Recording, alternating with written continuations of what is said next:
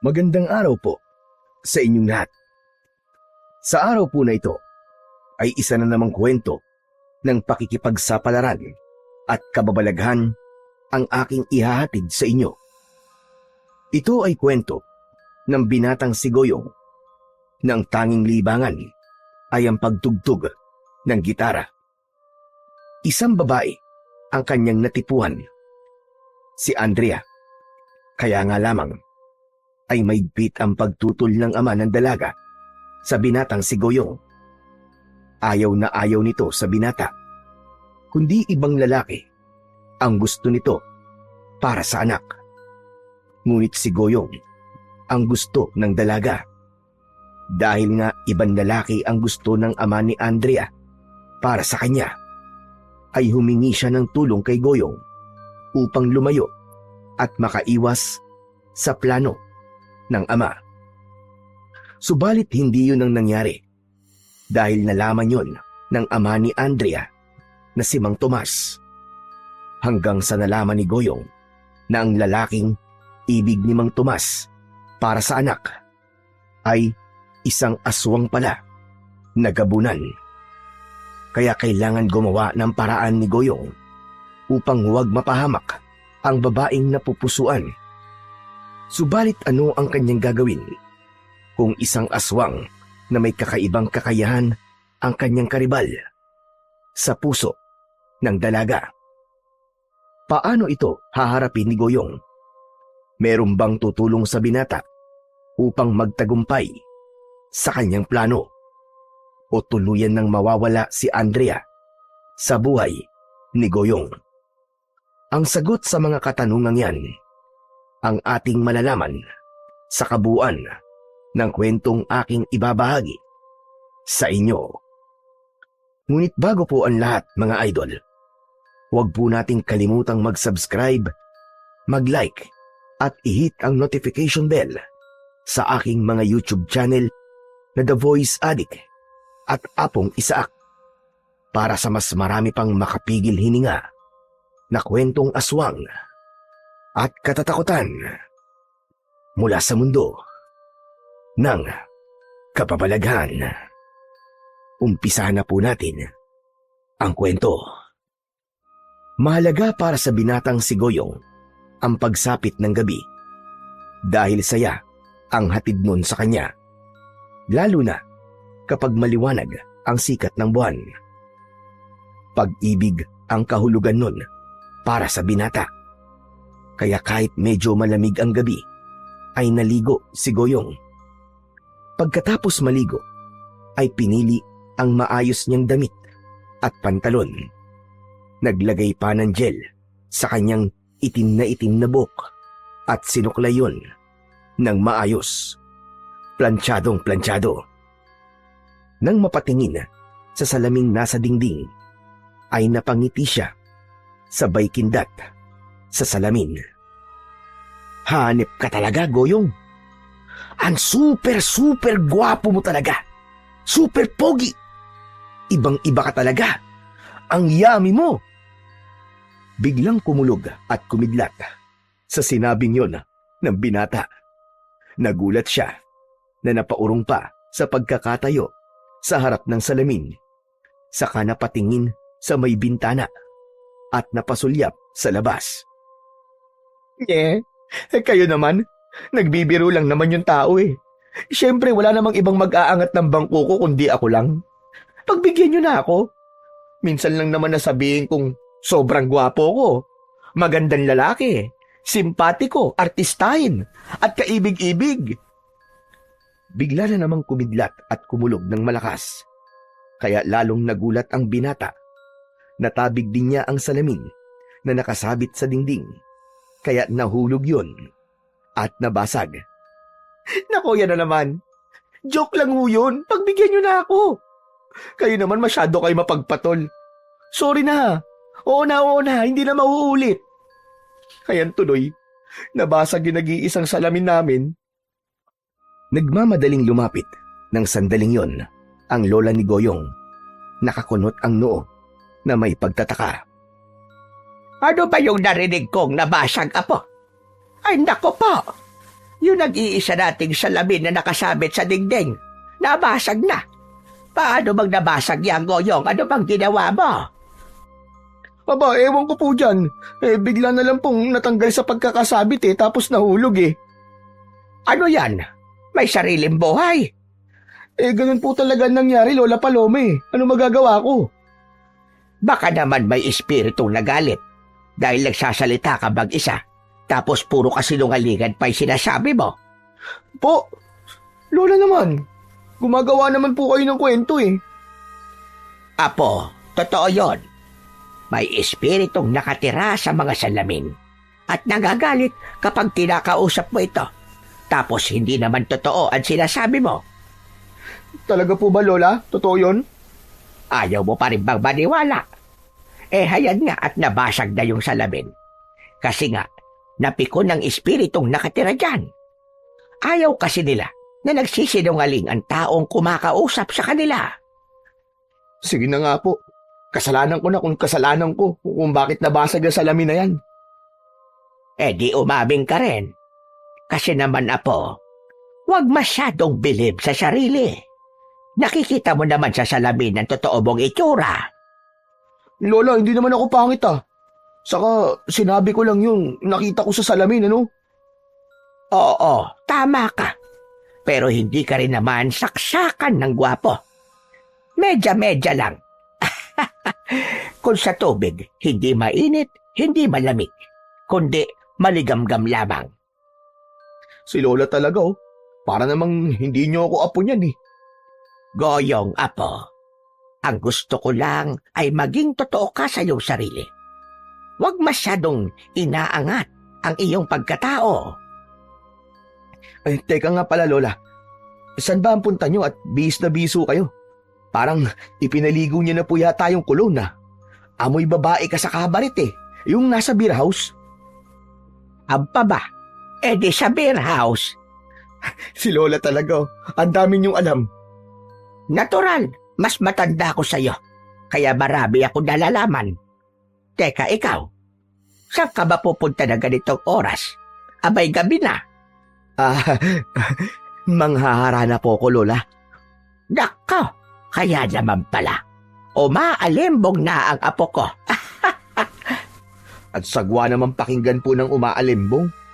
Di sige, lumalandi. Kung sa tandang naghahanap ka ng dumalagang gigirian. Naku po, si Lola talaga kung ano-ano naman po ang sinasabi niyo Kinuha na ni Goyong ang gitara niyang nakasabit sa dingding. Matanong lang kita, Apo. May kanino ka ba manghaharana Kung saan pong merong magandang dalaga, Lola. Siyempre, doon po ako manghaharana. Sige po, Lola. Kailangan ko na pong umalis para hindi ako gabihin. Huwag kang magpapagabi ng hostohan Bago mag-alas 12 ay umuwi ka na. Teka nga, yung palang salamin na nabasag, hindi mo na dinampot. Jaskin bata ito talaga, oo. Hindi na sumagot pa si Goyong, kundi tuloy-tuloy na itong lumabas ng bahay. Kaya walang nagawa ang lola niya, kundi siya na lamang ang nagligpit at pumulot sa mga nabasag na salamin. Sa labas ng bahay ay binagtas na ni Goyong ang daan papunta sa dalagang kanyang haharanain. Isa lang naman ang babaeng kursunada niya at nais na laging makita. Yun ay walang iba, kundi si Andrea. Ang anak ni Mang Tomas na may kalayuan din ang bahay mula sa tirahan nila ng kanyang lola Paloma. Habang naglalakad, ay iniisip na ni Goyong ang mga kanta na kanyang aawitin kapag nasa harap na siya ng bahay ni na Andrea na kanyang iniibig. Pero habang patuloy sa paglalakad ang binata, ay may lalaki siyang nakasalubong na mabilis na tumatakbo. Dahil nagtataka si Goyong, kaya inusisa niya ang paparating na lalaki. Teka, Manong! Ano po nangyari sa inyo? Ba't po kayo tumatakbo? Saglit na huminto ang lalaking tinanong ni Goyong. May kwan! May alimaw! May aswang ako nakasalubong! Hinahabol ako! Ano ka nyo, aswang? Aba, sigurado ka bang aswang yun, Manong? Oo, isang aswang gabunan. Kung mahal mo pa ang buhay mo, bumalik ka na lang at huwag ka nang tumuloy kung gusto pang mabuhay at abutin ang bukas. Sige na, diyan ka na! Kailangan ko na magtago! May aswang! Saglit na natulala si Goyong. Kumabog ang kanyang dibdib. Sinidlan siya ng takot dahil sa sinabi ng lalaking nakausap niya. Kaya naging atubili si Goyong kung ano ba ang dapat niyang gawin. Siyempre, ayaw niya pa ring mamatay. Gusto niya na abutin pa siya ng kinabukasan. Kaya nagmamadaling nagkubli ang binata. Hindi muna siya babalik sa kanilang bahay dahil sayang ang ginawa niyang paghahanda para haranain si Andrea. Ayaw niyang dahil sa gumagalang aswang ay masisira ang kanyang diskarte at hindi matuloy ang planong pangaharana sa kursunadang dalaga. Isang puno na may nakapaligid na mga matataas na dayami ang nakita niya. Nagmamadali siyang nagkubli roon dahil sinabi ng lalaki kanina na sinundan daw ito ng aswang. Tsak, dadaan yun sa lugar na kinaroroonan niya ngayon. Kaya habang nagkukubli si Goyong, ay naging alerto siya. Mula rito sa malaking punong to na pinagkukublian ko, tiyak, makikita ko ang aswang na yun. Maya-maya pa ay narinig ng binata ang mga yabag. Kitang-kita ni Goyong mula sa lugar na pinagkukublian ang nakakakilabot na anyo ng aswang gabunan. Ayon nga sa lalaking napagtanungan niya, ay isang aswang gabunan yun. Noon lang nakakita ng ganung uri ng aswang si Goyong. Sa kanyang palagay, ay isa itong lalaking aswang dahil sa tikas ng katawan na puno ng makapal na balahibo. Ang anyo ay tila isang tikbalang, subalit may matutulis na ngipin at ang balahibo sa ulo na siyang parang buhok ay medyo namumuti ang kulay. Diyos ko, ganyan pala ang itsura ng aswang gabunan. Mukhang napakalakas nga niya dahil sa matimunong katawan niya. Mukhang hindi ko kakayanin makipagsabayan o lumaban ng mano-mano sa aswang na to. Dahil may naamoy na tila kakaiba ang aswang gabunan, kaya huminto ito sa paglalakad. Nagpalinga-linga pa ang halimaw sa paligid. Kaya lalong tumahimik lamang si Goyong. Halos hindi siya gumagalaw at pigil ang hininga sa takot na makalikha siya ng ingay. Kaya nga lang, habang walang galawang nakapwesto si Goyong sa likod ng malaking puno, nang maramdaman niyang may tila kakaiba sa kanyang mga paa. Diyos mio, Santissima Marimar! Huwag naman po! Huwag po! Subalit, ramdam na ramdam ni Goyong na may mga gumagalaw sa kanyang paa. May kung anong mga gumagapang sa paa niya, papataas sa kanyang binti, patungong hita. Ayaw niyang isipin, pero damang-dama niya na tila langgam ang mga yon. Hindi pa siya kinakagat, pero ramdam na ramdam niya ang paggapang ng mga ito. Umikiti-kiti yun sa kanyang hita at nararamdaman na rin niya ang pangangati sa binti. Panay ang dasal niya na sana umalis na ang aswang gabunan dahil nahihirapan na siya sa pagpipigil. Anak ng teteng naman oo. Bakit ngayon pa? Naku po, Diyos ka. Please lang, aswang gabunan. Umalis ka na, umalis ka na, umalis ka na. Umalis ka na, please. Iwan mo na ako. Umalis ka na dyan. Hindi ko na kaya. Hindi ko na kaya. Pigil na pigil ni Goyong ang kanyang sarili dahil sa kati at kiliting nararamdaman habang gumagapang ang mga langgam. Ramdam niyang nakapasok na ang mga ito sa loob ng kanyang suot na pantalon. Ang langgam ay malayang nagpapagapang-gapang hanggang maramdaman ng binata na may kakaibang sakit at kati dahil sa kagat ng langgam. Kinagat nito ang hindi dapat kagatin. Kaya pigil na pigil talaga ni Goyong ang sarili para hindi siya mapasigaw. Kinakagat na lamang niya ang kanyang labi. Madiin ang pagkakakagat niya sa kanyang labi dahil madiin din ang pagkakakagat ng langgam sa kanyang itinatago sa loob ng kanyang pantalon. Hindi na maintindihan ni Goyong kung ano ba ang kanyang mararamdaman ng mga sandaling yon. Mahirap lumikha ng ingay dahil naroroon pa rin ang aswang gabunan. Palinga-linga pa rin ang halimaw sapagkat naaamoy nito ang kakaibang nilalang. Pigil na pigil ni Goyong ang sarili. Gusto niya nang sumigaw at magtatatalon. Subalit pilit niyang kinokontrol ang kanyang paggalaw. Hanggang ang aswang gabunan ay magpasyang umalis na sa wakas. Pawisan na si Goyong sa pagpipigil ng nararamdaman. Kaya nang ganap nang makalayo ang aswang at hindi niya na ito natatanaw, ay agad na nagtatatalon si Goyong upang kumawala sa lugar na kanyang pinagtataguan. Nakuta pala ng mga langgam. Pigil pa rin ang pagsigaw ni Goyong, pero panay ang pagpag niya sa suot na pantalon. Kaya nga lang, hindi sapat ang pagpag lamang dahil alam niya na hindi lang isa ang langgam na pumasok sa loob ng kanyang pantalon.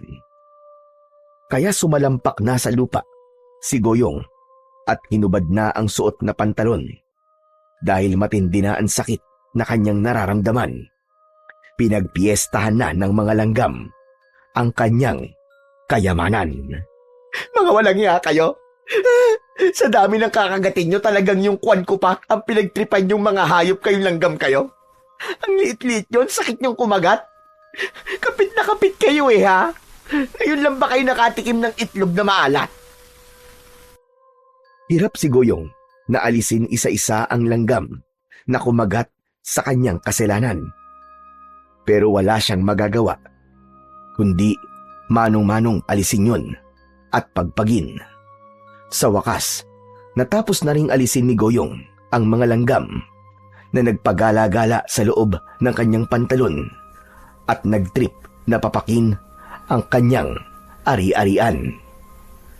Nakaligtas nga siya sa pag-atake ng aswang. Kaya nga lamang, hindi siya nakaligtas sa pag-atake ng hinayupak na mga langgam sa pagkagat sa kanyang iniingatang pundilyo.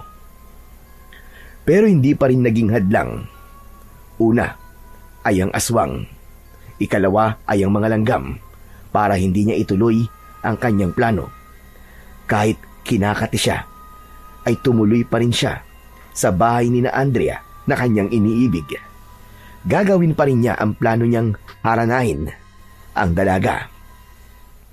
May kirot at may kati siyang nararamdaman. Pero may makakapigil pa kaya sa damdaming nagmamahal? Kaya nang mapatapat sa may bintana ng bahay ni na Andrea, ay agad na kinalabit ni Goyong ang kanyang dalang gitara. Sinimulan niya na ang pag-awit ng lumang awitin. Ang kantang yun ay O Ilaw, na siyang pagbubukas ng kanyang gagawing paghaharana. Lumang awitin man yun, pero alam na alam yun ni Goyong. Ang lumang awitin ay sinundan niya ng mga makabagong awit ng pag-ibig. Maganda kung tutuusin ang boses ni Goyong, kaya ang babaeng makakarinig ng kanyang pag-awit ay tiyak nahihinto sa ginagawa para pakinggan ang malamig niyang boses. Samantala, sa loob ng bahay ay nagising si Andrea sa ginagawang pag-awit ni Goyong. May ngiting bumangon ang dalaga sa kanyang pagkakahiga dahil pamilyar sa kanya ang naririnig na tinig. Lumapit sa bintana at sumilip. Nang matiyak na si Goyong ang nanghaharana, ay binuksan na ng maluwang ang bintana. Malaki ang pagkakangiti ni Andrea na nakatingin kay Goyong na tumutugtog ng gitara at sinasabayan ng pagkanta. Wari namang nakakita ng anghel si Goyong nang masulyapan na nakadungaw sa bintana ang magandang si Andrea. Kaya lalong pinag-igi at ginanahan ang binata sa pagkanta. Ipinagpatuloy ni Goyong ang pagkanta at agad na sinundan yun ng isa pang awitin. Wiling-wili rin ang dalagang si Andrea sa pakikinig. Kaya lamang, kadalasan ay hindi talaga mawawalan ng kontrabida sa isang magandang eksena. Dahil bumukas ang isa pang bintana ng bahay. Mula sa bintanang bumukas ay tumambad naman ang muka ni Mang Tomas. Nasalubong ang kilay at parang tigre ang mata na nagagalit. Hoy, ikaw! Anong kalokohan dyan, ha? At may pahara-hara na kapag nalalaman. Saglit na huminto sa kanyang pagkanta si Goyong. Nakita niyang umuusok ang ilong ni Mang Tomas sa galit. Subalit nagpakita pa rin ng paggalang at respeto si Goyong. Magandang gabi po, Mang Tomas. Magandang gabi? Bakit? Ano ba maganda sa gabi? Nakita ko yung pagbumuka mong nakakainit ng ulo. Sobra naman po kayo, Mang Tomas.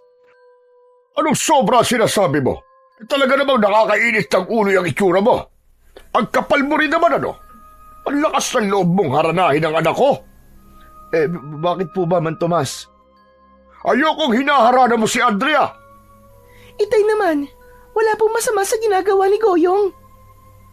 Huwag ka nakikialam sa usapan namin ng lalaking yan, ha? Pero tay, ako pong hinaharana, hindi naman po kayo. Kahit tabi, basta ayokong hinaharana ka ng ungas na yan. Saka, hindi siya nababagay sa'yo. Pero Mang Tomas, dapat nga po matuwa pa kayo dahil iginagalang ko po si Andrea. Hinaharana ko po siya. Hindi po kaya ng ibang kabataan na sa kalye po nang liligaw. Aba, at talagang nangangatwiran ka pa, ha? Mang Tomas naman, nagpapaliwanag lang po. Hindi ko kailangan ng paliwanag mo, pisit ka. Sige na, umalis ka na rito. Umuwi ka lang, huwag mo nang istorboy ng anak ko. Dahil pati ako nai-istorbo mo. Isa pa, hindi ka magandang kumanta. Parang pinupunit na yero. Masakit sa tenga. Kayo rin po. Masakit sa tenga ang sermon nyo. Ginagalit mo ba ako, ha, Goyong? Baka gusto mong makita mo ang hinahanap mo. Itay naman, tama na po. Huwag na po kayo magalit kay Goyong. Saka uuwi na po siya. Di ba, Goyong? Ha? Oo, Andrea. Uwi na ako. Sige, sa ibang araw na lang ulit kita haharanahin. Oy! Anong ibang araw ang sinasabi mo? Wala nang ibang araw. At ito ang tandaan mo. Hindi mo na pwedeng haranahin ang anak ko. At lalong hindi mo pwedeng ligawan. Dahil ayoko sa'yo. Hindi ko inaasam na magkaroon ng manugang na kagaya mo. Naiintindihan mo ba yon? Sige na, tsupi! Umalis ka na rito! Naaalibadbaran ako sa'yo! Malungkot na umalis si Goyong. Hindi man lang naging sulit ang pagpapakahirap niya ng gabing yon. May nakasalubong na nga siyang aswang. Pinapakpa ng langgam ang kanyang binti, maging ang kanyang tinatagong yaman. Tapos, masosopla lang pala ng ama ni Andrea. Napabuntong hininga na lamang si Goyong at napakamot ng ulo. Pero hindi pa yun ang katapusan ng mundo para sa kanya. May iba pang pagkakataon at hindi siya susuko. Kahit ayaw pa sa kanya ni Mang Tomas, ipaglalaban niya ang kanyang nararamdaman para kay Andrea. Wala na si Goyong. Nakasimangot naman si Andrea na masama ang tingin sa kanyang ama. Oh, ano ba problema mo, ha? Itay naman, ba't naman kayo ganon? Binastos niyo si Goyong. Tao nagpunta dito sa bahay natin yung tao para mangarana. Tapos ganon lang ang ginawa niyo. Tama lang yun sa kanya. Para hindi na siya bumalik dito. Bakit po ba kayo galit kay Goyong? Mabait naman po siya. Aba, talagang ipagtatanggol mo pa. Hindi ko po siya pinagtatanggol. kundi sinasabi ko lang po sa inyo kung anong nakikita ko sa kanya. Hindi po siya bastos, gaya ng ibang binata. Narinig mo ba ang sinabi ko kanina, ha, Andrea? Hindi ang lalaking yun ang nababagay para sa'yo. May ibang lalaki ang karapat-dapat sa'yo, anak. Ayan na naman kayo eh. Bakit? Tama naman ang sinasabi ko, ah. May nakahihigit pa sa Goyong na yon at sa kanya ka nababagay. Naiintindihan mo ba? Hindi na nakipagtalo pa, kundi tumahimik na lamang si Andrea. Dahil alam din niyang hindi patatalo ang kanyang ama, ipipilit pa rin ito ang gusto nito. Hala, sige na. Matulog ka na, Andrea. At bukas maligo ka sa batis. Baka sakaling magbago ang isip mo at maunawaan mo yung mga sinabi ko na hindi bagay sa'yo ang kagaya ni Goyong. Sige na, matulog ka na. Nang makauwi naman si Goyong sa kanilang bahay, ay nakita ng kanyang lola Paloma ang kalungkutan ng binata. Oh, apo, may nangyari bang hindi maganda? Parang pinagsakluban ng langit at lupa ang itsura mo, ah. Paano? Si Mang Tomas po kasi, Lola Paloma, eh. Ang labo niya. Mas malabo pa sa baha. Teka, sandali. Huhulaan ko. Inapi ka at kung ano-anong hindi magandang sinabi sa'yo ng Tomas na yon. Tama ba? Ano pa nga ba? Ganun na nga po. Ang kapal talaga ng pagbumuka ng hayop na lalaking yon. Sipin niyo, Lola, hindi raw po ako nababagay para kay Andrea. Parang sinabi na rin niya na pangit ka. Pangit! Lola naman eh. Huwag mo naman ilakas at pagkadiinan. Masakit pakinggan eh. Bakit? Pangit ka ba? Apo, hindi ka pangit. Kinulang ka lang sa kagwapuhan. Medyo na-traffic lang. Si Lola talaga oh. Pati ba naman kayo? Apo, nagpibiro lang naman si Lola. Aba, sino ba nagsabing pangit ka? Hindi ako papayag. Guwapo ka, Apo. Guwapong-guwapo. Saka, nagmana ka sa Lola Paloma mo. Kahit sabihin niyo pang gwapo ako, ayaw pa rin po sa akin ni Mang Tomas para sa anak niya. Hayaan mo lang. Saka para di na sumakit ang ulo mo. Iba na lang ang aranahin mo. Ibang ligawan mo. Huwag si Andrea. Pero Lola, si Andrea po ang mahal ko eh. Ayoko po ng iba. Di pagtiisan mo. At gawin mo ang lahat ng paraan para magustuhan ka rin ni Tomas. Dahil sa bagay na yan, ay wala akong maitutulong sa'yo, Apo. Hanggang ang pag-uusap na yon ng maglola ay dumako sa nakitang aswang ni Goyong. Sigurado ka bang aswang ang nakita mong yon, Apo? Opo naman, Lola. Sigurado po ako dahil nakita ko po talaga siya. Nakakatakot po at kakaiba ang itsura. Isa po siyang aswang gabunan. Nagsisimula na naman sila ang magparamdam. Ibig niyo pong sabihin, Lola, dati na po nagkaroon ng aswang gabunan dito po sa baryo natin? Oo, Apo, tama ka. Ilang dekada na rin ang nakakalipas. Ang alam ko nga ay ubos na sila ng manunugis na dumayo dito sa baryo ng Mulawin. Pero Lola, bakit meron uling aswang gabunan? Hindi ko rin alam, Goyong. Kaya dapat talaga tayo mag-ingat dahil hindi natin alam kung ano ang pakay ng nagpapakitang aswang na yon.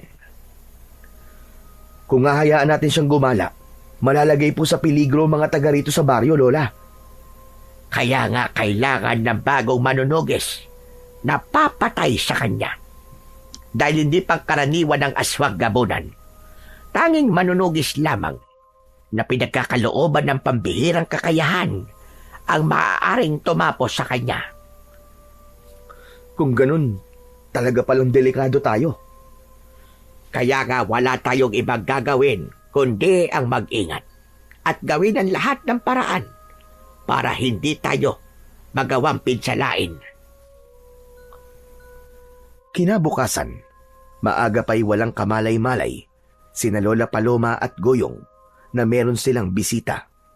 sapagkat naroon ang isa pang apo ni Lola Paloma na pinsan ni Goyong. Siya ay si Lebron, isang batang makulit at may pagkapilyo.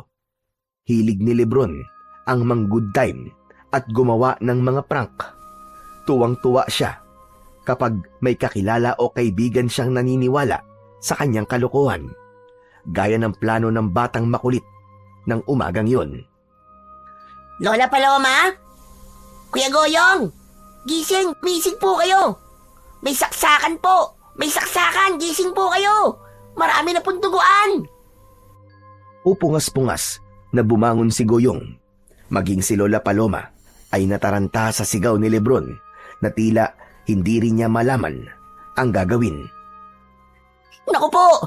May saksakan! May saksakan po! Ano? Saksakan, Lebron? Nasaan? Nasaan yung saksakan? Sinong sinaksak, Lebron? Sinong nanaksak? Basta Lola, may saksakan! Nakakatakot talaga! May saksakan po! Ano nga saksakan? Nasaan? Saan ba yung sinasabi mo? Nandun kuya sa labasan! Nandun po! Sino ba yung sinaksak, ha, Lebron? Hindi ko po kilala yung saksakan, Lola eh. Basta dun po sa labasan. Nakasalubong ko po. Mabuti, hindi ka nadamay sa saksakan na yun, apo. Hindi po, Lola. Hindi talaga ako madadamay sa saksakan na yun. Kuya Goyong, humanap ka ng sako, bilis. Ha? Bakit? Ano bang gagawin mo sa sako? Para po dun sa saksakan. Ano ba kalokohan niya na, Lebron? May saksakan. Tapos ngayon ay kailangan mo naman ng sako. Opo, Lola Paloma. Dahil isisilid natin sa sako yung saksakan. Teka ka, Lebron. Ano ba yung saksakan na nakita mo at ilalagay pa sa sako? Yung babae pong nakasalubong ko kanina, Lola Paloma. Saksakan ng pangit. Kaya gusto ko po siyang isilid sa sako. Biglang binigwasan ni Lola Paloma ang kanyang apong makulit. Aray ko naman, Lola. Ang sakit nun, ha? Dito pa ako sa sikmura pinunteriya eh. Tama lang yan sa'yo, Lebron. Pasaway ka kasi. Kung ano nung kalokohan yung pinaggagawa mo, kala mo nakakatuwa ka. Buwisit ka, bata ka. Halos atakihin ako sa nervyos dahil akala ko meron ng gulo na merong nangyayaring saksakan. Yun naman pala saksakan lang ng pangit na hinayopak ka. Eh kasi naman po masyado kayong funny. Mafaniwalain. At talagang ako pa sinisinamdamuhong batang ito. Kung upakan kaya kita ulit. Wag na po, Lola. Chillax na po. Wag na po kayong mainis. Prank lang naman po yun eh. Kung bahambalos kaya kita riyan. Sige, ano? Ikaw talaga, Lebron, oh. Kahit kailan ka, ang sarap mong tirisin. Teka nga, bakit ba ang aga-aga mo'y nandito ka at may dala ka pang bag? Para sa naman ba yan? Teka lang, huwag mong sabihing dito ka muna sa amin. Mismo, Kuya Goyong, natumbok mo. Kasi nga si Inang, 2 linggo daw siya sa probinsya ng kapatid niyang may sakit. Kaya yun, sabi po niya, dito daw muna ako sa inyo. Ayun! So, dito ka naman manggugulo. Grabe ka naman sa akin, Kuya Goyong. Manggugulo ka agad. Di ba pwedeng mangungulit lang? Kung sabihin kong ayaw ko. Lola Paloma, tingnan mo to si Kuya Goyong, oh. Ayaw akong tumira dito. Pasaway ka kasi. Kaya labang, may magagawa ba kami? Hindi ka naman namin maaaring ipagtabo yan. Yun! Love na love talaga ako ng Lola Paloma ko. Pakis nga, Lola. Ang panghi. Aba, Justin bata ito at pinintasan pa ang amoy ko. Kung sapukin kaya kita. Lola naman joke lang po yun. Mabango po kayo, Lola. Amoy pinipig. Sige na nga, akin na nga yung bag mo at ilalagay ko sa taas. Ang bait talaga ng Kuya Goyong ko. Lola Paloma, ano pong almusal natin? Hindi pa kasi ako kumakain eh. Yun ang wala pa. Kundangan kasi ang aga-aga mong dumating. Binulabog mo pa kami. Ang sarap-sarap ng tulog namin. Wag na po kayong mainis, Lola Paloma. Tutulungan ko na lang po kayong magluto ng ating almusal. Sa pananatili ni Lebron sa bahay ng kanyang Lola Paloma, may magiging kakulitan na si Goyong at makakasama rin niya sa kanyang mga lakad. Oh, saan kayo pupunta? Mangunguha lang po kami ng panggatong, Lola. Siyempre, hindi naman pwedeng maiwan dito si Lebron. Aba, dapat lang. Dahil mawawalan ka ng sidekick, Kuya Goyong. Yung buntot ng pagi ang dalhin nyo. Hindi yung gitara ang bitbit mo, Goyong. Bakit po kailangan namin magdala ng buntot ng pagi, Lola Paloma? Panlaban sa aswang. Eh kung may makita kayong aswang tapos wala kayong dalang anuman sandata, baka hindi na kayo makauwi rito. Si Lola naman ang lakas man trip. Prank po ba yan? Hindi yun, Frank, Lebron. Totoong may aswang gabuna na gumagala dito. Kahit itanong mo pa dyan sa pinsan mo. Totoo yun, Lebron. Kaya kunin mo na yung buntot ng pagi na pinapadala ni Lola. Sige na, para meron tayong armas sakaling biglang may sumulpot na aswang. Sige na nga. Ako na lang ang magdadala ng buntot ng pagi. Sa akin naman yung gitara para malibang tayo habang nangunguha ng panggatong. Tapos mamaya pag uwi natin, ikaw ang magbibitbit ng gitara ko dahil ako ang papasan sa mga nakuha natin panggatong, okay? Okay na okay. Tara na, Kuya, para makarami tayo. Umalis na ang dalawa. Subalit sa kakawyan na kanilang pupuntahan ay hindi inaasahan ni Goyong na naroon pala si Andrea. Kaya naman, abot tenga ang pagkakangiti ni Goyong nang makita niya ang dalaga. Yes! Kapag siniswerte ka nga naman! Andito ka rin pala, Andrea. Hindi ko rin inaasahan na pupunta ka rito, Goyong. Ah, may kasama ka pala. Ako si Lebron, miss. Pinsan ko si Kuya Goyong. Grabe, ang ganda mo naman. Salamat, Lebron, ha? Bolero pala tong pinsan mo, Goyong. Ah, ganyan talaga yan eh. Huwag mo nalang pansinin. Kuya Goyong, nililigawan mo ba si Andrea? Lebron, ano ka ba? Bunganga mo naman. Nagtatanong lang naman Andrea, itong pinsan ko, mabait to, saka matalino. Tapos, malaki ang... Huy, anong malaki, Lebron, ha? Tumigil ka nga. Malaki ang puso. Kaya malaki rin ang pagmamahal niya sa'yo, Andrea. Nakakatuwa ka naman, Lebron. Ako nakakatuwa. Pero si Kuya Goyong, nakaka-inlove yan, di ba? Tumigil ka na nga dyan, Lebron. Baka mamaya mainis na si Andrea sa kakadaldal mo. Okay lang ako, Goyong. Naaaliw nga ako kay Lebron Nakakatuwa ang kadaldalan niya. Ah, siya nga pala, Andrea. Pasensya ka na sa ginawa kong pangaharana sa'yo, ha. Hindi nagustuhan ng tatay mo. Ano ka ba? Ako ang dapat na humingi ng pasensya sa'yo dahil sa inasal ni Itay. Wala ka namang masamang ginagawa pero kung ano-ano ang sinabi niya. Okay lang yun. Naiintindihan ko siya. Kasi yun nga ayaw niya sa akin Ewan ko ba dun? Kung ano-ano ang sinasabi? Teka, sino ba yung lalaki na tinutukoy niya na mas bagay daw sa'yo? Nakita mo na ba siya? Minsan ko na siya nakita. Anak ng kumpare niya. Hindi nga ako interesado sa lalaking yun Kanino ka ba interesado, Andrea? Dito ba sa Kuya Goyong ko, ha? Napangiti na lamang si Andrea. Subalit ang ngiti na yon ay nag-iwan ng kasiyahan at kilig kay Goyong. Parang gustong magwala ng kanyang puso sa nararamdamang kaligayahan. Kaya naman, naging inspirado si Goyong. Kinantahan pa nga ni Goyong si Andrea na sinabayan ng pagtugtog ng gitara. Gustong-gusto naman yun ng dalaga. Ang ganda talaga ng pagkakaawit mo, Goyong. Ang husay mo talaga. Iba talaga kapag musikero. Ah, salamat, Andrea. Butit na gustuhan mo.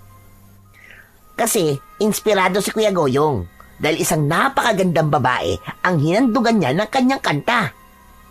Saka, hindi rin ako ganong nag-enjoy sa pakikinig ng mga awitin mo nang haranahin mo ko, Goyong. Kasi nga, nakialam si tatay Oo nga Masyado kasing mainit ang dugo niya sa akin. Huwag mo na lang siyang pansinin, Goyong. Sige, Goyong Uuwi na muna ako at baka hinahanap na ako ni tatay. Napadaan lang ako dito dahil may kinuha ko doon sa kaibigan ng tatay ko. Kung gusto mo, ihahatid ka na namin ni Lebron. Oo nga naman, Andrea. Baka kasi mamaya may aswang na biglang mambulaga sa'yo Kaya kami ang haharap doon. Nakikita mo tong buntot pagi na dala ko? Ito ang gagamitin namin panlaban sa aswang na gumagala dito sa baryo natin. Amo? May aswang na gumagala rito sa baryo natin? Oo, Andrea. Minsan ko na nga rin siya nakita Kaya, mag-iingat ka palagi Oo, nag-iingat naman ako palagi. Kaya nga, gusto naming iatid ka sa inyo ni Lebron. Hindi na, baka mamaya makita pa kayo ni tatay. Magagalit na naman yun, pati ako masisermonan. Kaya, huwag niyo na akong iatid. Kaya ko naman ang sarili ko. Saka, walang aswang nahaharang sa akin. Takot lang nila sa akin, no? Ha? Takot sa'yo nung aswang? Oo, Lebron. Takot sila sa magaganda. Joke lang. Pero, huwag kayong mag-alala. Ligtas ako makakauwi sa bahay namin. Ayoko lang na makita kay ni Itay. Kasi mamaya, pagbawalan na rin ako na lumabas ng bahay nun kapag nalaman niyang nagkita tayo. Nang makaalis na si Andrea, ay ipinagpatuloy na ng magpinsan ang pangunguha ng panggatong. Nang matapos sila sa pangunguha, ay hindi kagad sila umuwi, kundi naupo muna si Goyong sa isang putol na puno at pinatugtog ang kanyang gitara na sinabayan ng pag-awit. Si Lebron naman ay piniling maglakad-lakad at naghanap ng hinog na bayabas na kanyang malalantakan. Habang nagigitara at sinasabayan yon ng pag-awit ni Goyong, ay wala siyang kamalay-malay na may nilalang na nagugustuhan ang kanyang pag-awit. Aliw na aliw ito sa pagkanta at pagtugtog ng gitara ng binata. Isang nilalang yun na hindi nakikita ni Goyong, subalit kanina pa nakamasid habang dinadama nito ang pag-awit ng binata. Nang makauwi ng bahay, sina Goyong at Lebron, dala ang mga kahoy na kanilang pinanguha, ay nagtataka ang kanyang Lola Paloma dahil tila natutulala si Goyong pero makikita sa muka ang ngiti. Lola, ano pong tinitignan nyo? Ang pinsan mo, Lebron. Ang kuya Goyong mo. Ayun, no? Ha? Bakit po? May nangyari po ba sa kanya? Ayun nga, Tignan mo. Nako, patay. Ano ba nangyari sa kanya? Dahil sa pangunguha niyo ng panggatong, ganyan na ang sinapit niya. Kanina pa tulala at napapangiti. Parang nasampal yata ng masamang hangin. Hindi po hangin ang sumampal sa kanya, Lola. Kundi, napana po yan. Ano ka ba? Napana? Paanong napana? Wala naman sugat. Tinamaan po ng pana ni Cupido, Lola. In love po yan si Kuya Goyong. Kaya nagkakaganyan po. Kay Andrea ba? Mismo, natumbok niyo po, Lola. Kasi, nagkita po sila sa may kakawyan. Ayun, nag-usap po sila. Ay, nako. Talagang gusto ng Kuya Goyong mo ang problema. Alam naman niyang ayaw na ayaw sa kanya ni Tomas. Pero Lola, gusto po siya ni Andrea. Paano mo naman nalaman yon, Aber? Basta po, alam ko gusto rin po siya ni Andrea. Kasi nga, dahil nga sa naging pag-uusap nila kanina, doon po sa may kakawyan. Kahit na pa, problema pa rin yon. Dahil hindi papayag si Tomas na maging sina Andrea at Kuya Goyong mo. Sus, kaya na pong gawa ng paraan yun ni Kuya Goyong. Saka, di po ba Lola, kapag in love daw po ang isang tao, ay gagawin ng lahat para sa minamahal niya. Kaya nga nag-aalala ko para sa pinsan mo. Ayoko dahil sa nararamdaman niya kung anong mangyari sa kanya. Nang makauwi naman si Andrea ng bahay, ay masama ang tingin sa kanya ng kanyang ama na si Mang Tomas. Saan ka galing, Andrea? Ha? Di ba po tayo inutusan niyo ko? May ipinakuha po kayo sa kaibigan niyo na taga-Duluhan. Heto po, dala ko na. Oo, pero alam kong hindi lang yun ang ginawa mo. Ano po? May iba pa po ba akong ginawa? Oo, at kahit di mo sabihin sa akin, ay alam kong may pinuntahan ka pa. Meron kang kinausap at nagsayang ng oras para lang sa kalokohan. Itay, ano po bang sinasabi nyo? Wala po akong ginagawang kalokohan. Hindi ko po alam ang sinasabi nyo. Biglang uminit ang ulo ni Mang Tomas at mahigpit na hinawakan ang braso ng anak. Itay, nasasaktan po ko. Bitiwan niyo po ang braso ko. Dahil sa lalaking yon, natututo ka na magsinungaling ha? Ano po bang kasalanan ko, Itay? Nagkukunwari ka pa talaga. Gusto mo pa yata na masaktan ka eh. Dahil tuluyang uminit na ang ulo ni Mang Tomas, kaya napagbuhatan niya na ng kamay ang anak na dalaga. Isang malakas na sampal ang pinakawalan nun na tumama sa muka ni Andrea. Itay, bakit po kayo nananakit? Tama lang yan sa'yo. Dahil natututo ka na magsinungaling. Kala mo hindi ko alam. Alam kong nagkita kayo ng lalaking yon. Nagkita kayo doon sa may kakauyan. Tay, hindi po kami nagkita. Nagkataon lang po. Dahil doon din po ang daan ko papauwi galing sa duluhan. Alam ko, pero nag-usap kayo. Ilang minuto rin kayo nagkwentuhan. Nag-uusap lang naman po. Saka sabi ko naman po sa inyo, wala namang masamang ginagawa yung tao eh. Kahit na. Ang biling ko sa'yo ay wag na wag kang makikipag-usap sa kanya. Pero anong ginawa mo? Sinuway mo ko. Nakipag-usap ka pa rin sa walang yang lalaki na yon. Hindi niyo talaga ako naiintindihan ni Tay eh. Ikaw ang di nakakaintindi, Andrea. Dahil pinapairal mo ang katigasan ng ulo mo. Pero Tay, malaki na po ko. Nasa tamang pag-iisip na. Kaya alam ko na po kung anong gusto ko. Abat, wala akong pakialam kahit ano pa ang gusto mo. Dahil mas mahalagang ang gusto ko ang sundin mo. Nagkakaintindihan ba tayo? Hindi niyo ako mahal, Tay. Dahil ayaw niyo ako maging masaya. Iniisip ko lang kung ano ang tama para sa'yo. Paano magiging tama yung gusto niyo ang dapat kong sundin at hindi yung gusto ko na makakapagpasaya sa akin? Tama na! Ang dami mo pa sinasabi. Ipipilit mong katwiran mong baloktot. Kayo po ang baluktot mag-isip, Tay. Hindi niyo ako naiintindihan. Wala akong panahong intindihin ka, Andrea. Sabi ko nga sa'yo, mas alam ko ang makakabuti para sa'yo. Kaya sundin mo na lamang ako. Kaya magmula ngayon, pinagbabawalan na kitang makipagkita at makipag-usap pa sa goyong na yon. Kung ayaw mo masaktang kauli, naiintindihan mo ba ako? Hindi na kumibo pa si Andrea. Walang saysay ang gagawin niyang pakikipagtalo sa kanyang ama. Buo na ang desisyon nito.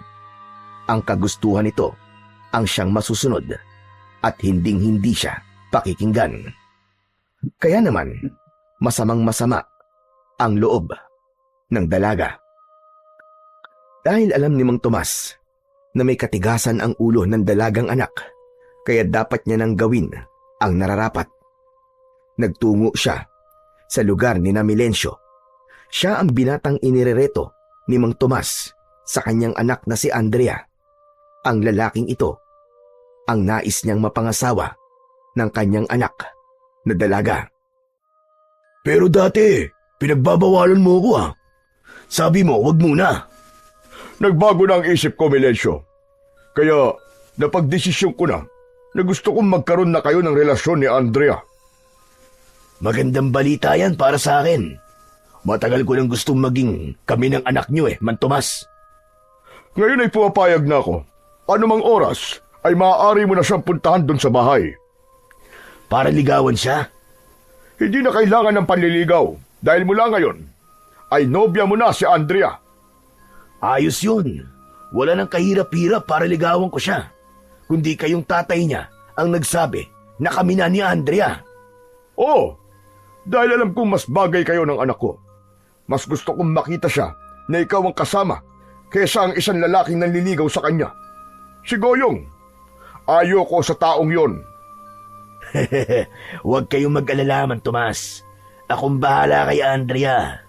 Siguro naman, kapag nalaman na ni Goyong na kasintahan ko na si Andrea, titigil na siya.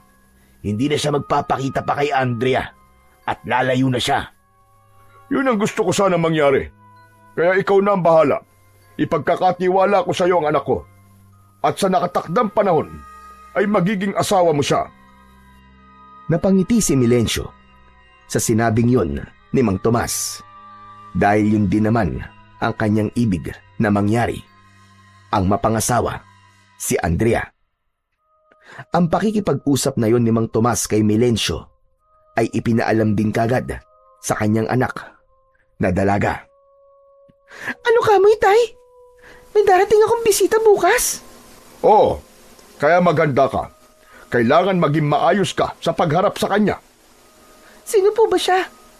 Si Milencio, ang binatang kasintahan mo at nakatakda mong maging asawa. Ano po? Itay naman. Ano po ba nangyayari sa inyo? Anong kasintahan? Ano mapapangasawa? Nakipagkasundo na ako kay Milencio, kaya kasintahan mo na siya ngayon. Pupunta siya rito para personal mo siya makausap at ganap na makilala. Talaga nga palang pinanindigan nyo na kayo ang pipili na lalaki magiging kasintahan ko at mapapangasawa pa. Oo naman, dahil yun ang dapat na mangyari para hindi ka pumipili ng kung sino-sinong lalaki lang. Kaya bukas, darating dito si Milencio. Wala nang nagawa si Andrea.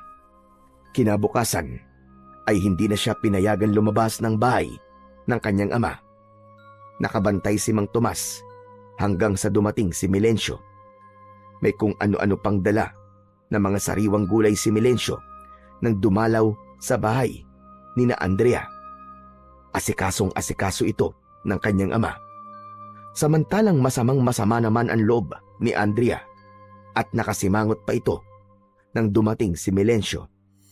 Halos ayaw itong harapin ng dalaga, pero pinilit ni Mang Tomas ang anak upang humarap dito. Sa kanilang pag-uusap, nakaharap si Mang Tomas ay formal na ngang ipinaalam ng ama ni Andrea na magkarelasyon na sila ni Milencio. Gustong sumabog ng dibdib ni Andrea sa sama ng loob, pero wala siyang magawa. Subalit, hindi siya makapapayag na maging asawa ang lalaking pinili ng kanyang ama. Samantala ng gabing yon, nagpapahinga na sina Goyong at ang dalawa niyang kasama sa bahay. Alam niyang natutulog na ang kanyang lola Paloma at pinsan na si Lebron. Hindi siya dalawin ng antok. Naiisip niya si Andrea dahil nasasabik siyang makita ito. Gusto sana niyang puntahan ang dalaga para haranahin. Kaya lamang ay pinigilan siya ng kanyang lola dahil alam niyang baka kung anong gawin sa kanya ni Mang Tomas kung makikita siya uli nito na bumibisita sa dalaga. Unti-unti nang hinihila ng antok si Goyong habang ang laman ng isipan ay si Andrea. Nakaidlip na siya nang makarinig siya ng tila may nais na manggulo mula sa labas ng kanilang bahay. Nanlaki ang mga mata ni Goyong sa pagkakagulat. Bumangon siya at tumayo. Saka dinampot ang buntot ng page na laging nakasabit sa dingding ng kanilang bahay. Anak ng ibang kutob ko ah. Mukhang aswang yun. Ang aswang na gabunan na minsay nakita ko. Tsak, humahanap ng mabibiktima ang loko. Malas lang niya dahil dito siya nagpunta sa bahay namin. Buo ang loob na lumabas ng bahay si Goyong. Maigpit na hinawakan ang buntot ng page. Nakatalikod ng aswang nang lumabas si Goyong. Dahan-dahan siyang lumapit upang hagupitin ng hawak na sandata. Subalit tila naramdaman naman ito ang kanyang paglapit. Kaya bago pa niya nahagupit ang aswang, ay nagawa nitong tumalon ng mataas. Kaya hindi inabutan ng paghagupit ni Goyong. Anak ng... Ang bilis niya! Sabi ko na nga ba siya yung aswang na nakita ko. Ang aswang gabunan. Naging alerto ang aswang gabunan na nasa harapan ngayon ni Goyong. Nakangisi ito na tila ibig siyang pikunin. Anong nginingisi-ngisi mo riyan, ha? Nangaasar ka? Bakit ka nandito? Anong kailangan mo sa amin? Hindi tiyak ni Goyong kung marunong bang magsalita ang halimaw na nasa kanyang harapan. Subalit, tanging ungol lamang ang ginawa nito. Ungol na nakakatakot at magpapatayo ng balahibo. Kung tinatakot mo ko, pwes, para sabihin ko sa'yo, hindi ako natatakot sa iyong aswang ka. Nakikita mo itong buntot pagi na hawak ko? Ito, ang lalatay sa katawan mo. Tandaan mo yan! Pinaikot-ikot ni Goyong sa ere ang hawak na buntot pagi. Saka biglang inihataw yun sa kampon ng kadiliman na nasa kanyang harapan. Minsan pa'y nabigo si Goyong na patamaan ng buntot ng pagi ang aswang. Kaya muli pa ay humanap siya ng tamang diskarte at tiyempo. Talagang gusto mo yatang makipagsabayan, ha? Naganda naman ang aswang at tila humanap rin ng tiyempo para sunggaban si Goyong. Bigla itong lumundag palapit sa binata. Ipinaikot-ikot naman ng binata ang hawak na buntot pagi at ipinanghataw yun sa papalapit na aswang. Pumulupot ang buntot ng pagi sa braso ng aswang. Nasaktan ito at nagawang hilahin ng aswang ang buntot ng pagi. Sa lakas ng pagkakahila nito ay nabitiwan yun ni Goyong. Ikinagulat naman yun ni Goyong na nagawang hilahin ng aswang ang buntot pagi na hawak niya. Humulagpos yun sa pagkakapulupot sa braso ng halimaw at tumilapon ilang metro ang layo sa kinaroroonan niya. Kitang-kita niya kung paanong humalakhak ang aswang dahil nabitiwan ni Goyong ang hawak niyang sandata. Kinabog ang dibdib ni Goyong dahil anuman sandali ay malaya na siyang aatakihin ng halimaw na yon. Biglang lumundag ng mataas ang aswang gabunan upang sunggaban si Goyong. Napapikit na lamang ang binata at naisip niya na posibleng yun na ang kanyang magiging katapusan. Subalit walang bahagi ng aswang ang dumikit sa kanyang katawan at nang idilat niya ang kanyang mga mata, ang nakita niya ay isang aswang na umaatungal dahil may nakatusok na sibat sa braso. Hindi siya nasunggaban. Kasunod ay narinig ni Goyong ang boses ni Lebron. O ano? Eh di nasa pool ka ngayon. Gusto mo pang patayin ng Kuya Goyong ko, ha? Lebron, ikaw ang tumira sa aswang. Oo, Kuya Goyong. Ginamit ko tong aking tirador na may balang maliit na pana na itinubog ko sa suka na may bawang. Maigi na labang at nagising kami ni Lebron at narinig namin ang paglalaban nyo ng aswang gabunan. Habang nagwawala ang aswang, ay agad na dinampot ni Goyong ang buntot ng pagi na kanina ay nabitiwan niya. Nang makuha iyon ni Goyong, ay paulit-ulit na hinagupit niya ang aswang. Nagwala ito at umatungal ng malakas. Susundan pa sana ng binata ang paghagupit, subalit mabilis itong tumalilis at palundag na umalis.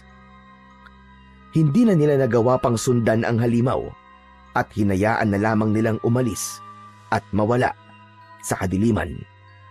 Bumalik naman na sa loob ng bahay ang tatlo. Lebron, salamat, ha. Buti na lang talaga at dumating kayo ni Lola Paloma. Medyo kinabahan nga din ako, Kuya Goyong, eh. Kaya lang, kailangan kitang tulungan. Mabuti na lang talaga at naging maagap kami ni Lebron. O nagkataon na nahuli kami ng gising. Aba, baka hindi ka na naming inabot ang buhay. Lola, isa lang po ang ibig sabihin nun. Hindi ko pa po oras. Dapat kasi, ginising mo kagad kami nang maramdaman mong may nagpakitang aswang. Ayoko po kasing istorboy ng tulog nyo eh. Pero tignan mo ang nangyari sa'yo. Muntik ka nang mapahamak. Maigi na lang, Kuya, at dinala ko rito yung aking tirador. Naging malaking pakinabang para tulungan ka, Kuya Goyong. Bakit kaya gusto tayong patayin ng aswang na yun, no? Ano man tayo, Kuya Goyong? Mukhang ikaw lang naman ang ibig niyang patayin. Yun nga din ang napansin ko. Ikaw talaga ang punterya ng aswang gabunan na yon. Pero bakit ako, Lola? Ano bang atraso ko sa kanya? Ang naiisip ko nga, baka may kinalaman sa panliligaw mo kay Andrea. Dahil sa naging pagsalakay na yon ng aswang gabunan, ay kailangang maging alerto na lamang sila, lalo na't kung ang puntirya talaga nito ay si Goyong. Samantala, maaga pa'y umalis ng bahay si Mang Tomas dahil meron siyang pupuntahan. Kaya naman, nagkaroon ng pagkakataon ang dalagang si Andrea para makapuslit at umalis ng bahay. Pero kailangan makabalik din kagad siya bago pa dumating ang kanyang ama. Lakad-takbo ang ginawa ni Andrea hanggang sa makarating sa bahay ni Goyong. Kasalukuyang nag-aalmusal ang mga ito nang tumawag si Andrea. Agad yung narinig ng binata. Uy! Teka! Boses yun ni Andrea! Oo nga, Kuya Goyong. Si Andrea nga yun. Ba't nandito siya na ganito kaaga? Lola, titignan ko lang po Baka importante po sa niya eh. Iniwan ni Goyong ang pagkain at pinuntahan si Andrea. Nagtataka si Goyong nang makita ang itsura ng dalaga. Pawisan ito. Oh, Andrea! Ang aga mo Halika, pumasok ka muna dito sa loob. Samahan mo kami mag-almusal ni na Lola Paloma. Hindi na, Goyong. Salamat na lang. Saka hindi rin ako maaaring magtagal. Ha? Bakit? May problema ba? Oo, at kailangan ko ang tulong mo. May nangyari ba, Andrea? Sinabi ni Andrea ng buo kay Goyong ang mabigat niyang problema. Yun ang ginawa ng kanyang ama na pakikipagkasundo kay Milencio para maging kasintahan. Hindi lang yun, kundi siya rin ang nakatakdang mapangasawa. Kaya kailangan niya ang tulong ni Goyong. Totoo ba ang sinasabi mo? Oo, Goyong. Hindi to kalokohan. Dahil nga ayaw ni tatay na ikaw ang maging kasintahan ko. Gusto niya si Milencio. Hindi ko alam kung bakit siya ang gusto niya para sa akin. Anong dapat nating gawin, Andrea? Tulungan mo ako, Goyong. Ayoko sa lalaking yon, lalo na maging asawa niya. Hindi ko kaya makisama sa taong hindi ko mahal at hindi rin gaanong kilala. Ibig bang sabihin, ako ang mahal mo? At gusto mong ako ang makasama? Kaya sa akin ka humihingi ng tulong? Oo, Goyong. Tama ka. Kaya wag mo akong pabayaan. Kung may lalaki akong sasamahan, hindi si Milencio, kundi ikaw. Napalundag ang puso ni Goyong sa kasiyahan sa sinabi ni Andrea. Kaya nga lamang ay hindi madali ang ibig nitong mangyari.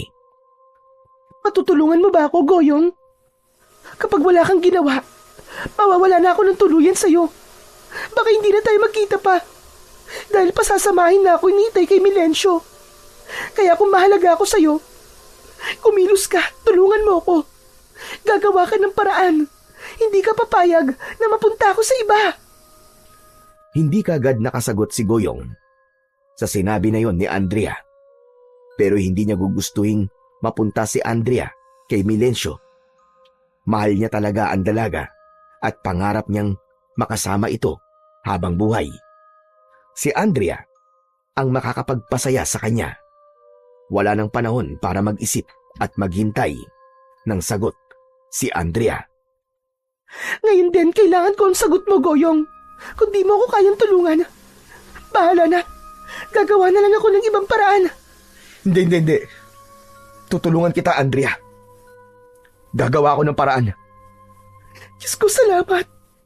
Maraming salamat, Goyong. Habang binibigkas ang pagpapasalamat, ay napayakap pa ang dalagan si Andrea kay Goyong. Hindi maipaliwanag ang kasiyang nararamdaman ni Goyong nang dumikit sa katawan niya ang katawan ng dalaga. Parang langit sa pakiramdam, kahit konting sandali lamang yon. Maghintay ka na lamang ng sunod kong plano, Goyong. Gagamitin natin si Lebron para maiparating ko sa iyo ang dapat kong sabihin.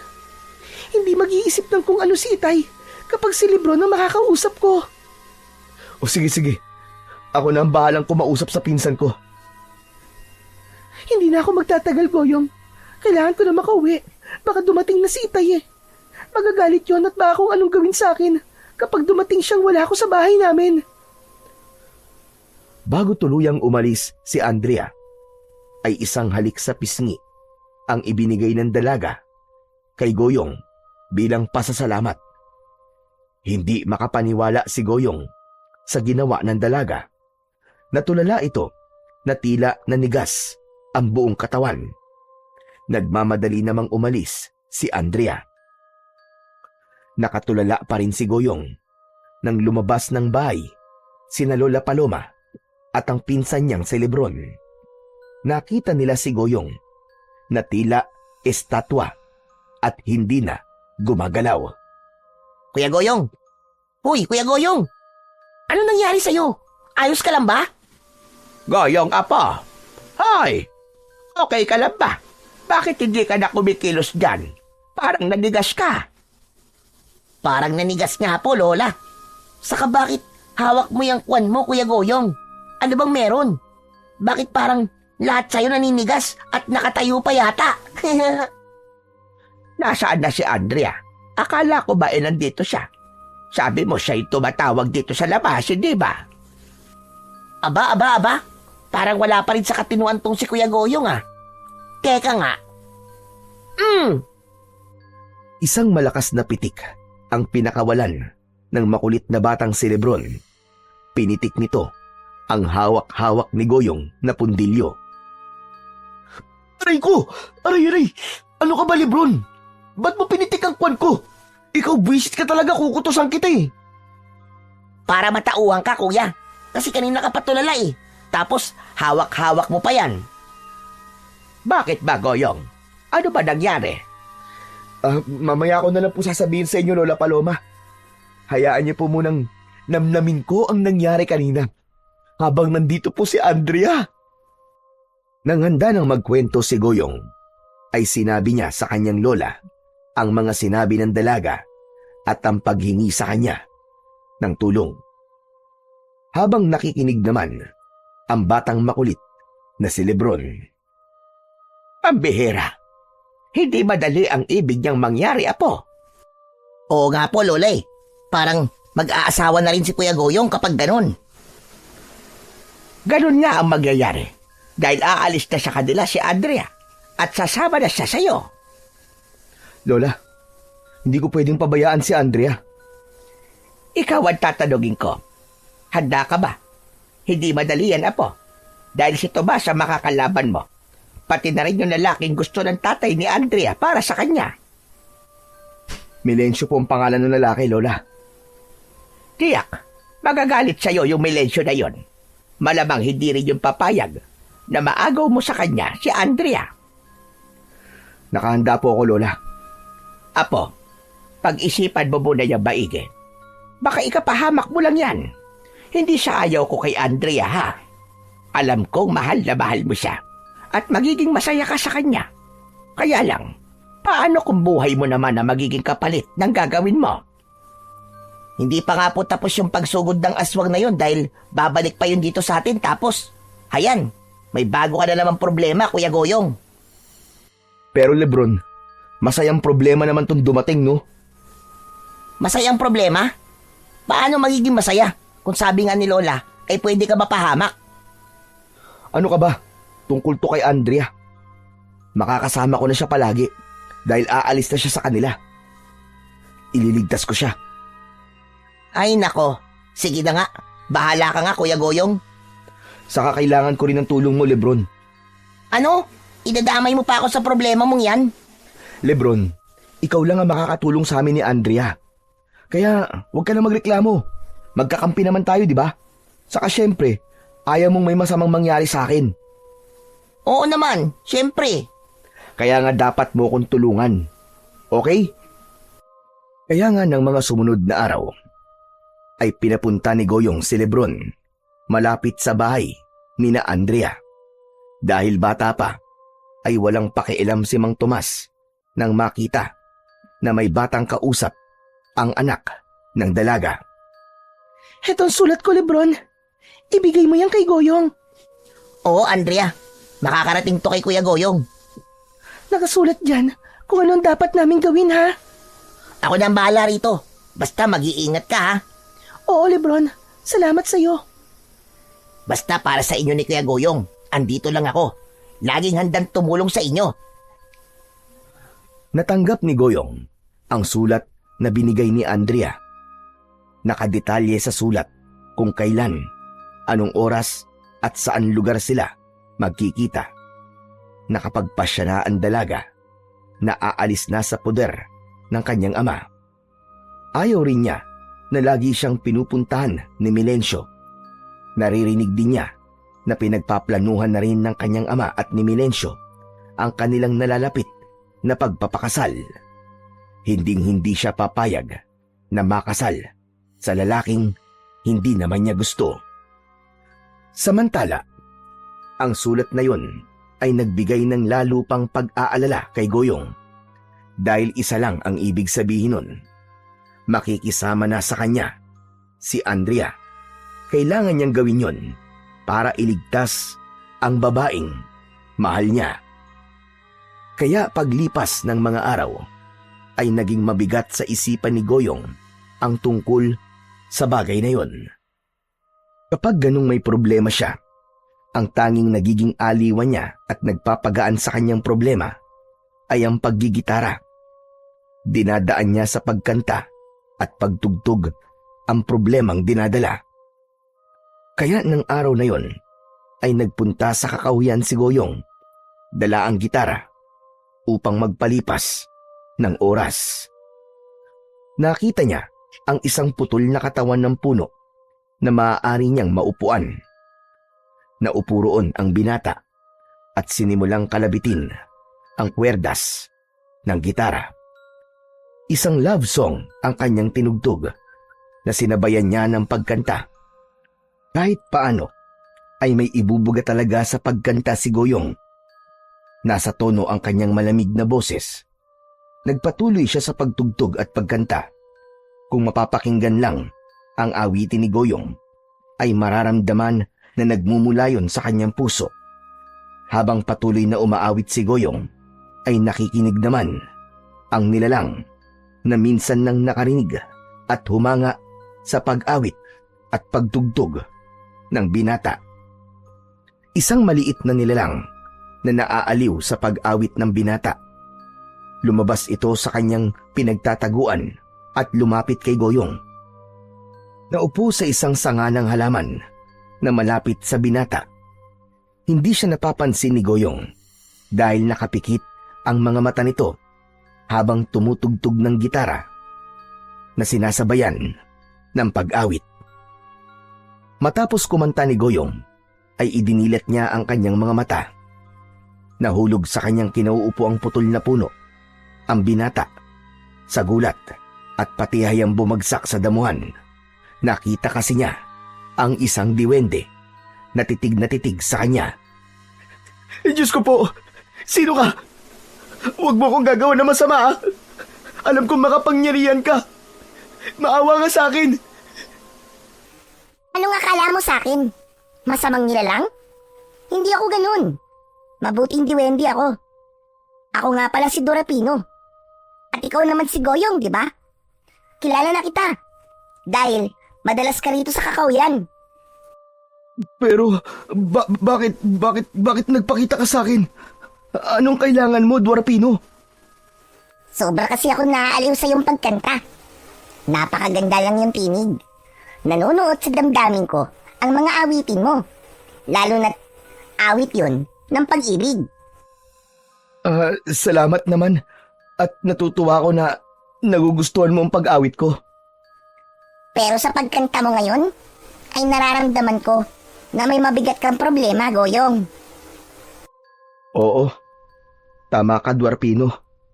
Hindi ko nga alam kung anong gagawin ko eh. Gulong-gulo ko. Naging palagay ang loob ni Goyong sa diwending si Dwarpino dahil sinabi nitong isa siyang mabuting nilalang. Kaya nasabi ng binata sa bagong kaibigang diwende ang dinadalang mabigat na problema.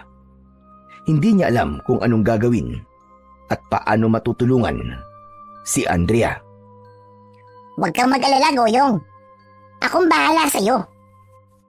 Talaga? Matutulungan mo ko? Oo naman. Sayang lang ang pagiging duwende ko kung hindi kita matutulungan, di ba? Akin ang gitara mo. Ibigay mo sa akin. May kailangan lang akong gawin. Bagamat may pagdududa si Goyong, ay ipinagkatiwala pa rin niyang ibigay sa duwende ang kanyang gitara, kahit hindi niya alam kung ano ba ang gagawin nito. Nang maiabot na ni Goyong ang gitara sa duwende, ay hirap itong hawakan dahil mas malaki pa ang gitara sa kanya. Hinaplos-haplos yun ni Duarpino at may ibinulong sa gitara. Kitang-kita ni Goyong ang pagliliwanag ng kanyang gitara na hawak ng maliit na nilalang. Nang mawala na ang liwanag, ay ibinalik yun ng duwende sa binata. Duarpino, anong ginawa mo sa gitara ko? Gamit ang aking kapangyarihan, ay sinalinan ko ng kakaibang kakayahan ng gitara mo. Pambihirang kakayahan na magagamit mo sa kahit na ano, Goyong. Lalo na't para sa kabutihan ng ibang tao. May misyon ka rin dapat gawin. Misyon? Teka, hindi kita maintindihan, Duarpino eh. Malalaman mo rin yun, Goyong. Basta tiyakin mo lamang na lagi mong daladalang gitara mo, lalo na kung lalabas ka ng bahay at may pupuntahan ka. Dahil ang gitara ang magliligtas sa'yo sa anumang panganib. Nakikinig lang si Goyong sa sinasabi ng diwende. Goyong, gusto ko matulungan ka. Dahil alam ko rin na mabuti ang puso mo.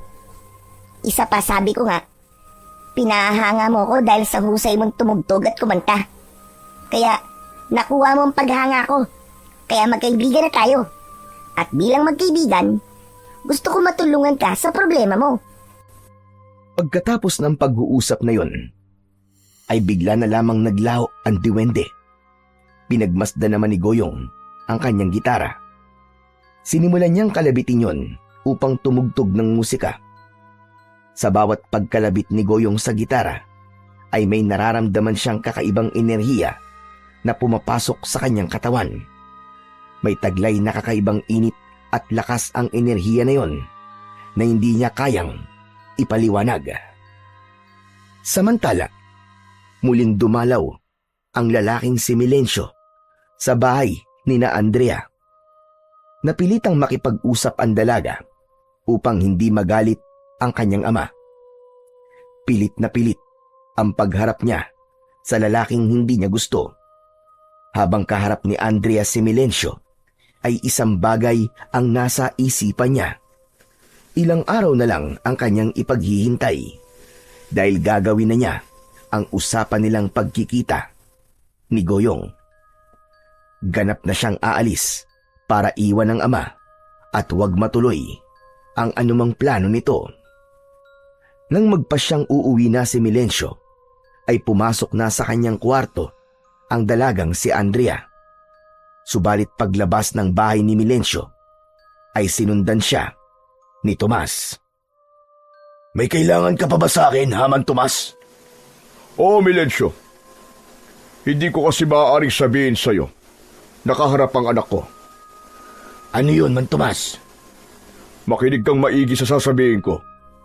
Kailangan may gawin tayo. Hindi dapat matuloy ang anumang plano nila. Saka sinabi ni Mang Tomas kay Milencio ang kanyang kutob. Bumuo sila ng plano. Pinakinggan naman yun ni Milencio dahil kailangang makagawa sila ng paraan. Hanggang sa dumating ang araw na sinabi ni Andrea sa sulat na ipinadala nito kay Goyong sa pamamagitan ni Lebron. At tubili ang dalaga, kailangan niyang makagawa ng paraan upang makaalis ng bahay. Kaya lamang nakikita niya na tila walang lakad ng araw na yon ang ama niya. Kung hindi ito aalis, ay hindi rin siya makakaalis ng bahay. Kaya magkukunwari muna siyang matutulog. Baka sakali Kapag nakita siya ng ama na natutulog ay umalis ito. Kaya pagkakataon niya na yon para makipagkita kay Goyong. Samantala, naghanda na rin si Goyong para sa plano nilang pagkikita ni Andrea sa lugar na nasa sulat. Hindi yun sa may kakawyan, kundi malapit sa patay na sapa. Doon sila magkikita. Pagkatapos ay lalayo na sila. Kung saan sila pupunta ay hindi pa nila tiyak. Nakita ni Mang Tomas si Andrea na nasa loob ng kanyang kwarto. Nagkunwaring natutulog si Andrea. Sinundan siya ng ama. Nakapasok si Mang Tomas dahil hindi naikandado ng dalaga ang pinto ng kwarto nito. Nang makita na nasa kama ang anak, ay may inilabas ang lalaki mula sa bulsa ng pantalon. Isang panyo, saka itinakip yun sa muka ni Andrea. Kakawag-kawag ang dalaga. Maya-maya pa ay pumayapa ito at nawalan ng malay. Di nakatulog ka ngayon. Mabisa palang gamot na pampatulog na ginamit ko. Sige lang, Andrea anak. Matulog ka lang. Alam ko ang gagawin mong pagtakas. Pasensya na, pero hindi ko hahayaang mangyari yun. Hindi ako makakapayag na sumama ka kay Goyong. Yun ang hindi alam ni Andrea. Nakutuban pala ng kanyang ama ang kanyang planong pakikipagkita kay Goyong. Kaya nakagawa ito kagad ng paraan upang hadlangan yun. Samantala, naroroon na sa may patay na sapa si Goyong at naghihintay sa pagdating ni Andrea. Dala nito ang kanyang gitara. Sinunod lamang niya ang kabilin-bilinan ng kaibigan niyang diwende na si Duarpino na huwag kalilimutang dalhin ng gitara saan man siya magpunta, sapagkat kailangan niya ito at makakatulong sa kanya. Habang naghihintay ang binatang si Goyong, ay naisipan niyang patugtugin ang gitara. Habang pinatutugtog niya yon, ay nagbago ang tunog nito. Nawala sa tono. Teka, ano to? Ano nangyari sa gitara ko? Okay naman kanina to ah. Ba't biglang nawala sa tono? Ngayon lang nangyari to ah. Kasunod noon ay nabahala si Goyong. Naging malakas din ng kanyang pakiramdam, kaya alam niyang may nilalang na patungo sa kanyang kinaroroonan. Nag-vibrate bigla ang kwerdas ng gitara. Hindi niya alam ang ibig sabihin nung ipahiwatig, kaya nagkubli siya sa makapal na halaman. Saglit pa ay may nakita siyang anino ng isang lalaki. Palingalinga ito na tila merong hinahanap. Halos hindi naman gumagalaw si Goyong sa kanyang pinagkukublihan. Maya-maya pa ay tumigil ang lalaki sa paglalakad. Yumuko ito sa tabi ng isang puno. Ganun na lamang ang gulat ni Goyong nang biglang magbago ang anyo ng lalaki. Naging isang aswang gabunan ito. Katulad ng aswang na minsang nakita niya. Hindi siya makapaniwala na kahit na sa mga oras na yun, na hindi naman gabi, ay nagawang magbago ng anyo ng aswang. Ibig lang sabihin ay kakaibang uri yun ng aswang na hindi lang sa dilim nakakapagpalit ng kanilang anyo, kundi maging sa araw. Lalong nabahala si Goyong na natili siyang tahimik sa kanyang pinagtataguan. Maya-maya pa ay umalis na ang aswang. Sinundan na lamang niya ito ng tingin habang papalayo. Inabot na ng hapon si Goyong sa lugar na usapan nila ni Andrea. Subalit walang Andrea na nagpakita sa kanya. Kaya lalong nag-alala ang binata. Naglakas loob siyang puntahan si Andrea sa bahay nito. Bahala na kung ipagtabo yan siya ni Mang Tomas, pero kailangan niyang kumustahin at malaman ang kalagayan ng dalaga. Subalit hindi na nagawa pang makalapit ni Goyong sa bahay ni na Andrea. Mula sa di kalayuan ay nakita niya si Mang Tomas. Nakausap ang isang lalaki. May kutob siyang ito ang lalaking si Milencio, ang sinasabi ni Andrea. Ganun na lamang ang gulat ni Goyong dahil hindi siya maaaring magkamali. Ang lalaking kausap ni Mang Tomas ay ang lalaking nakita niya sa may patay na sapa. Siya rin ang lalaking nagbago ng anyo at naging aswang gabunan. Isang aswang? Isang aswang ang lalaking gusto ni Mang Tomas para kay Andrea. Alam kaya yun ni Mang Tomas? Ipapahamak niya lamang ang anak niya. Pero bakit kaya hindi dumating sa usapan namin si Andrea? Ano kaya ang nangyari sa kanya? Kinakabahan ako. Masama to. Hindi na kinausap ni Goyong si Mang Tomas, kundi umuwi na lang siya. Kinausap niya si Lebron. Siya ang uutusan nito para puntahan si Andrea. Kaya yon ang ginawa ni Lebron. Nagpunta siya kina Andrea at kinausap niya ang dalaga. Isang sulat muli ang ipinadala sa kanya ng dalaga para kay Goyong. Sa sulat na ibinigay ni Andrea ay nalaman niya na inadlangan ni Mang Tomas ang pag-alis niya ng bahay, kaya hindi ito nakarating. May ipinaamoy sa kanya upang mahilo at mawalan ng malay. Kaya natiyak ni Goyong na alam ni Mang Tomas ang binuo nilang plano. Lalong hindi mapalagay si Goyong ng mga sumunod na araw, lalo na nang matiyak niya na hindi pangkaraniwang tao kundi isang aswang ang lalaking napili ni Mang Tomas para sa anak. Kaya kailangan niyang ipaalam yon, lalo na't pinaghihigpitan nito si Andrea para makipagkita sa kanya. Kahit nag-aalala ay naglakas loob si Goyong na makipagkita at makipag-usap kay Mang Tomas. Hindi nakakalimutan bitbitin ni Goyong ang kanyang gitara sa bawat lakad niya.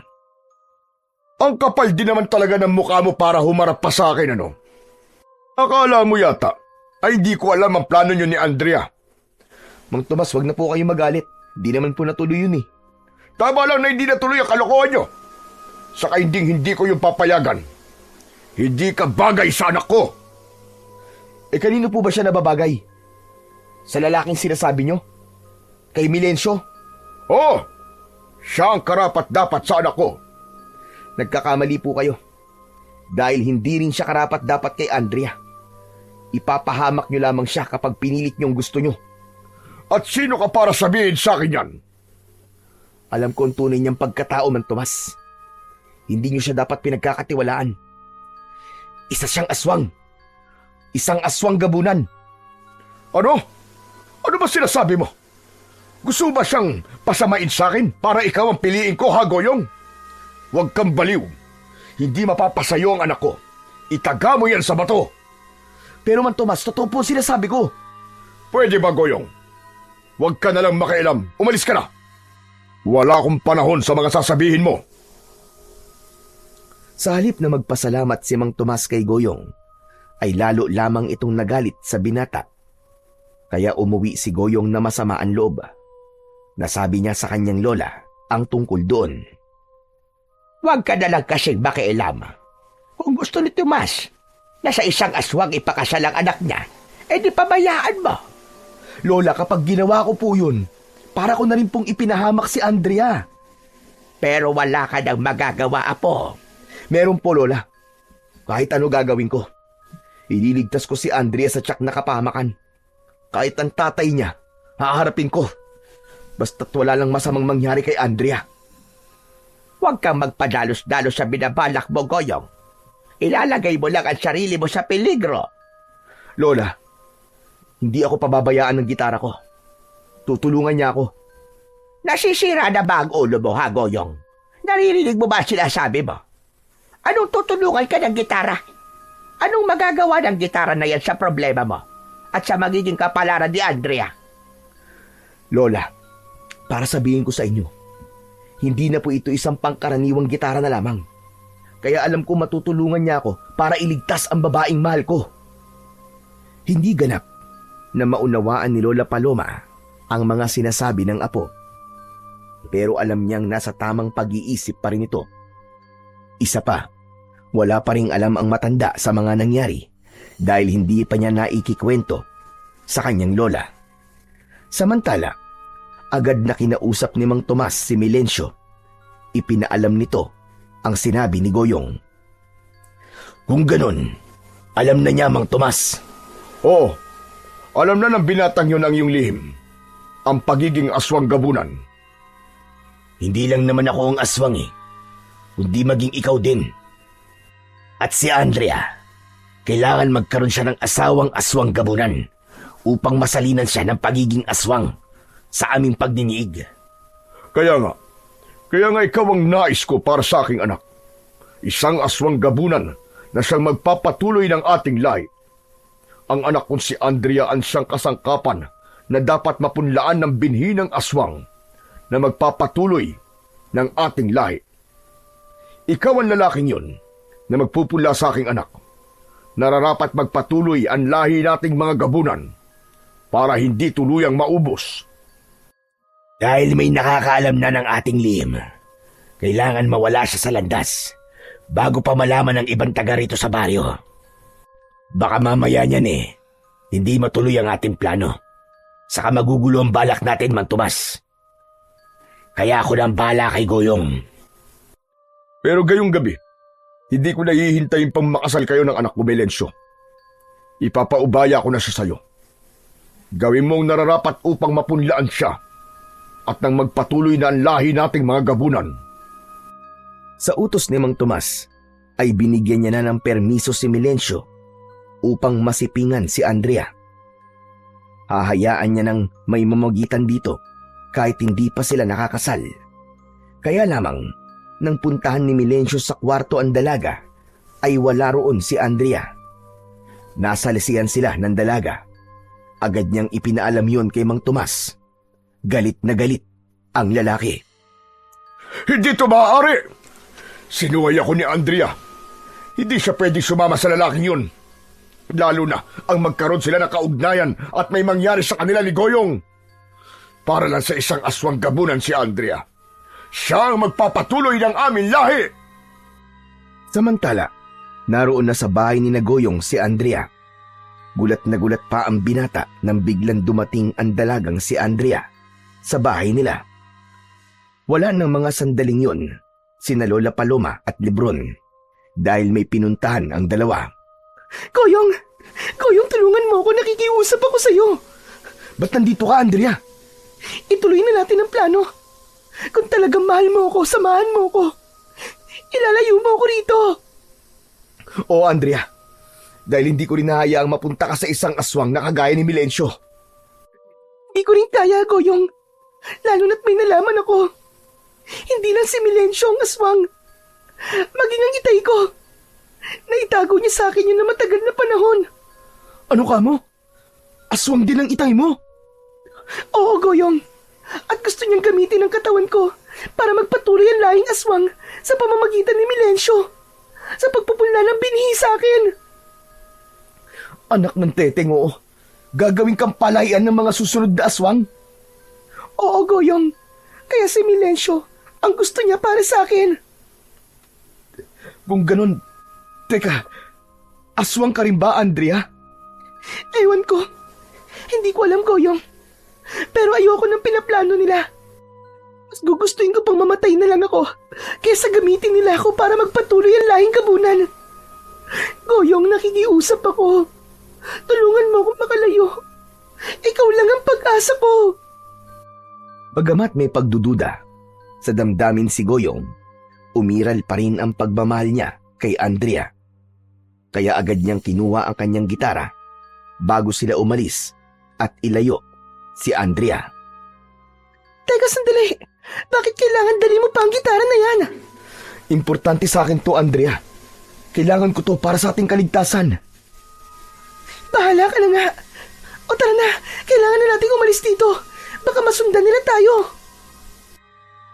Subalit bago pa sila tuluyang makaalis, nasundan na pala si Andrea ni Mang Tomas at Milencio. Nagsasayang ka lang ng oras, Goyong. Akala mo ba, maisasama mo ang anak ko. Tay, parang awa mo na, pabayaan mo na ako. Hayaan mo na lang ako kay Goyong. Mahal ko po ang anak niyo, Man Tomas. Ugok, anong mahal na sinasabi mo? Hindi ka bagay sa anak ko. Si Milencio ang dapat sa kanya. Narinig mo ba yon, Goyong? Ako nababagay para kay Andrea. Hindi siya bagay sa isang aswang. Kami ang nababagay. Dahil magkauri kami. Aswang din si Andrea. Huwag ka maniwala sa kanya, Goyong. Hindi nila ako kauri. Alam ko yon. Nararamdaman ko yon. Pero kapag hinayaan mo ako na mapunta kay Milencio, magiging aswang na rin ako. Dahil aanakan niya ako. Huwag ka mag-alala, mahal ko. Hindi kita pababayaan. Ipaglalaban kita. Kahit na ikamatay ko pa. Matapang. Ang lakas ng loob mo. Bakit?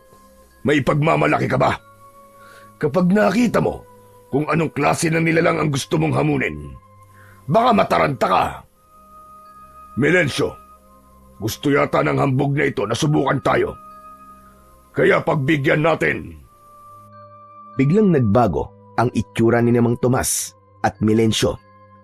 Unang pagkakataon yun na nakita ni Andrea ang pagbabago ng anyo ng kanyang ama, pati na rin ni Milencio. Nakakatakot ang itsura ng mga ito. Nagkaroon ng makapal at mabalahibong katawan. Ang buhok ay nagkulay puti at humaba. Tinubuan ng matutulis na kuko at ang mga mata ay matatalim na kulay dugo. Matutulis ang pangil na handa para sumila ng biktima. Hindi na ikinagulat yun ni Goyong, lalo na't alam na niya ang totoong pagkatao ni Milencio. Dahil nasa anyong aswang na ang dalawang lalaki, kaya humanda na si Goyong. Maigpit ang kanyang pagkakahawak sa kanyang gitara. Gaya ng ipinangako sa kanya ng kaibigang duwende, ay magagamit niya ang gitara sa sandaling malagay siya sa panganib. Kaya bumulong siya sa kanyang gitara upang humingi ng tulong. Pagkatapos na bumulong si Goyong, ay tila may puwersang humila sa kanyang kamay upang kalabitin ang kwerdas ng hawak na gitara. Unti-unti niyang kinalabit ang kwerdas gaya ng kanyang ginagawa. Tumugtog siya ng musika, subalit kakaibang musika ang lumalabas mula sa gitara. Ang musikang yun ay hindi maganda sa pandinig ng dalawang aswang. Tila nangingilo at nabibingi sila, kaya agad nilang tinakpan ang kanilang mga tenga. Ayos! Hindi gusto ng dalawang aswang ang musika nilalabas ng gitara ko. Lalong nagalit ang dalawang aswang dahil sa ginawang yun ni Goyong. Nagwala ang mga ito at sinugod ang binata. Pilit nitong inaagaw ang gitara upang mapahinto ang pagtugtog nito. Subalit nakakaiwas si Goyong. Dahil hirap silang mapatigil si Goyong sa pagigitara, kaya ang pinuntirya ng aswang na si Milencio ay si Andrea. Dinakma niya ang dalaga upang itakas. Kaya lang, nang hawak na nito ang dalaga, ay lalo pang nilakasan at binilisan ni Goyong ang pagkalabit sa mga kwerdas ng gitara. Ang mabilis na musikang lumalabas mula sa gitara ay tila nakakabingi at nagpapasakit ng ulo ng dalawang aswang. Wari sasabog ang ulo ng dalawang halimaw dahil sa kakaibang musikang inilalabas ng mahiwagang gitara ni Goyong. Subalit hindi pa rin sumusuko ang dalawang aswang. Nakaisip sila ng paraan, bagamat sumasakit ang ulo at nahihirapan. Dahil sa tunog na nilalabas ng gitara, ay nagtulong ang dalawang aswang. Magkasama nilang sinunggaban ang binatang si Goyong. Tila nagtagumpay sa pag-atake ang dalawang aswang na yon. Sa lakas ng kanilang pagkakabangga kay Goyong, ay nabitiwan nito ang gitara at bumagsak yon sa may damuhan.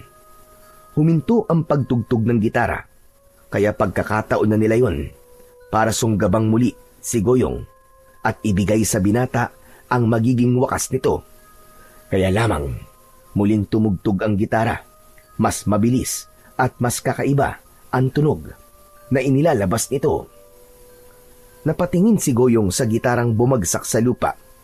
Nakita niya na pinatutugtog ito ng kaibigan niyang diwende na si Duarpino.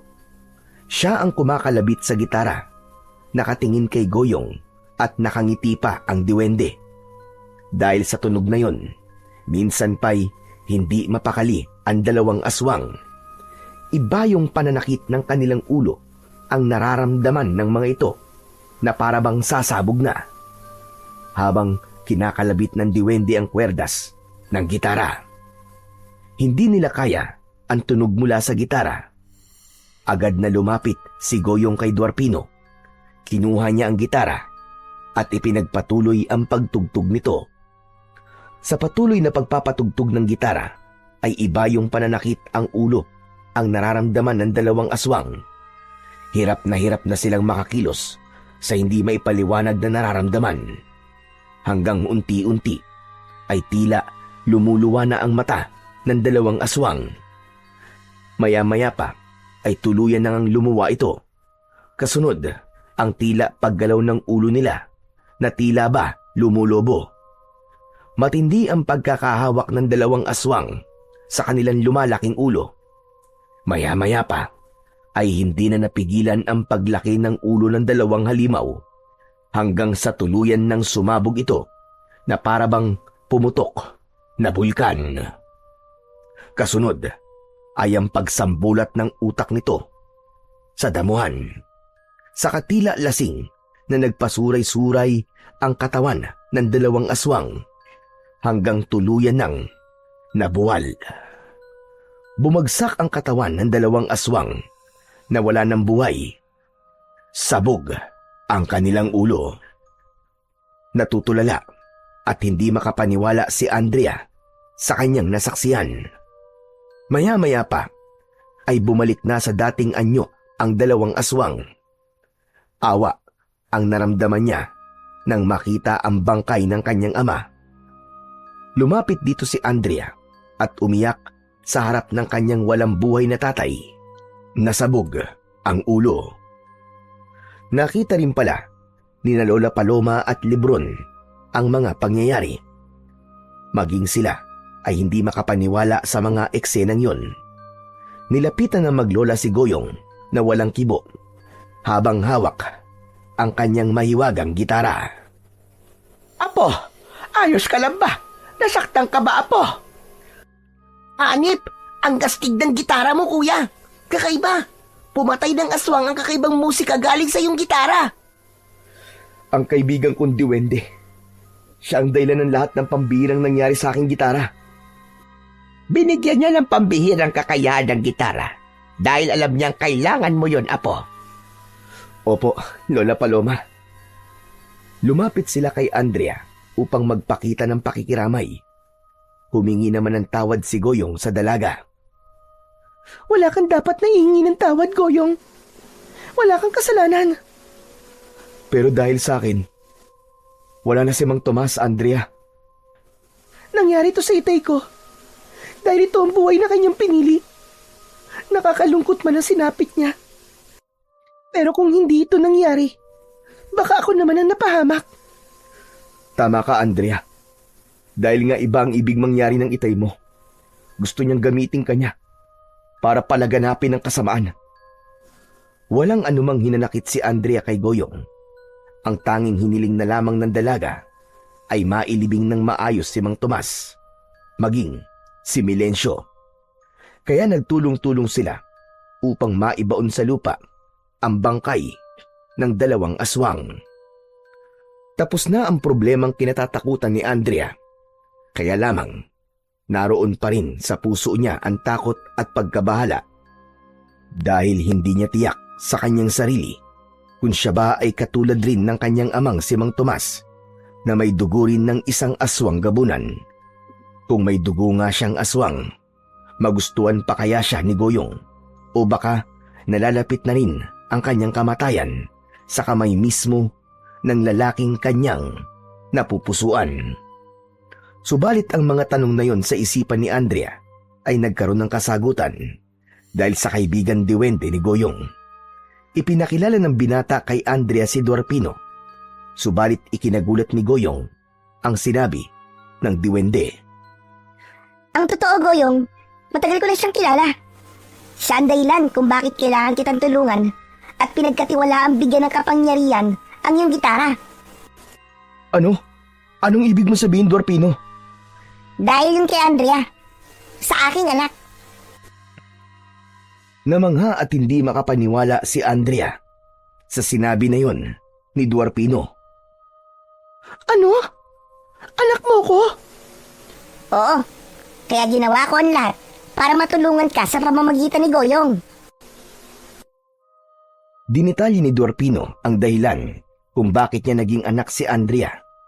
Anak ni Duarpino si Andrea sa isang babaeng mortal na namatay sa sakit. Kaya si Mang Tomas at ang asawa niya ang nagpalaki kay Andrea. Hindi maaaring manirahan sa mundo ni Duarpino si Andrea dahil sa pagkakaroon nito ng dugong mortal. Subalit pinatay ang kinalakihang ina ni Andrea nang madiskubri ang tunay na pagkatao ni Tomas na isa itong aswang gabunan. Si Tomas mismo ang pumatay sa asawa niya. Doon na tuluyang nalagay sa peligro ang buhay ni Andrea nang mawala ang nakilalang ina.